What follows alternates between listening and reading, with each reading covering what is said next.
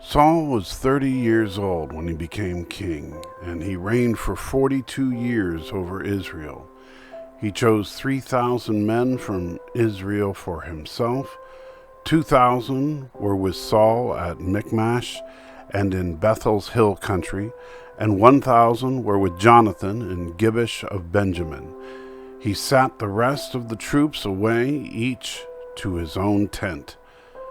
Jonathan attacked the Philistine garrison that was in Gibeah, and the Philistines heard about it.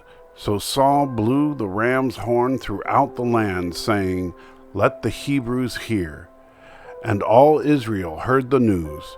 Saul has attacked the Philistine garrison, and Israel is now repulsive to the Philistines. Then the troops were summoned to join Saul at Gilgal. The Philistines also gathered to fight against Israel. 3,000 chariots, 6,000 horsemen, and troops as numerous as the sand on the seashore. They went up and camped at Michmash east of Beth-aven. The men of Israel saw that they were in trouble because the troops were in a difficult situation. They hid in caves, thickets among rocks, and in holes in cisterns. Some Hebrews even crossed the Jordan to the land of Gad and Gilead. Saul, however, was still at Gilgal, and all his troops were gripped with fear.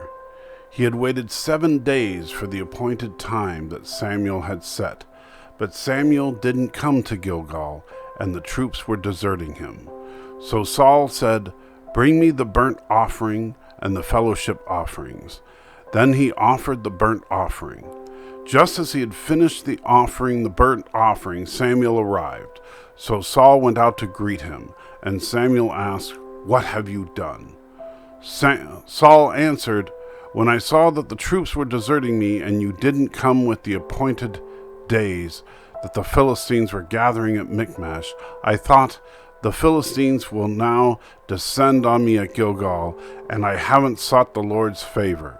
So I forced myself to offer the burnt offering." Samuel said to Saul, "You have been foolish. You have not kept the command which the Lord your God gave you.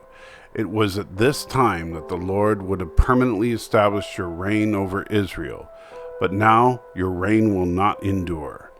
The Lord has found a man loyal to him, and the Lord has appointed him as ruler over his people, because you have not done what the Lord has commanded."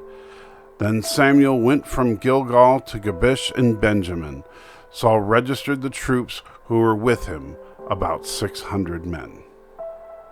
Saul, his son Jonathan, and the troops who were with them were staying at Gibeah of Benjamin, and the Philistines were camped at Michmash. Raiding parties went out from the Philistine camp in 3 divisions. One division headed towards the Ophirah road to the land of Shaul. The next division headed towards the Behoron road, and the last division headed down the border road that looks out over the valley of Zebulun toward the wilderness. No blacksmith could be found in all the land of Israel, because the Philistines had said, "Otherwise the Hebrews will make swords or spears." So all the Israelites went to the Philistines to sharpen their plows, mattocks, axes, and sickles.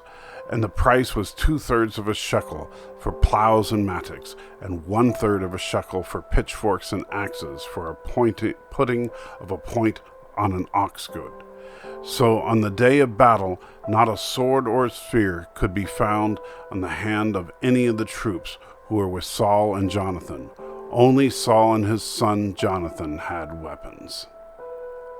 Saul, the first king of Israel, was God's chosen to lead the scattered nation. Even though Saul won many battles, he often lacked confidence in God.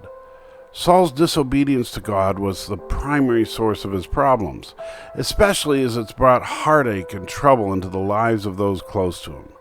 Saul's life ended tragically during battle. After being wounded, he took his life by falling on his sword. There's a famous saying, if you want something done right, do it yourself. The problem with that statement is sometimes God instructs us to wait on others.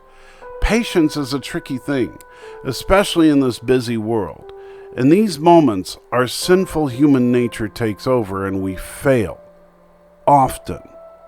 Much like Saul, we think that we have the ability to fix the problem on our own.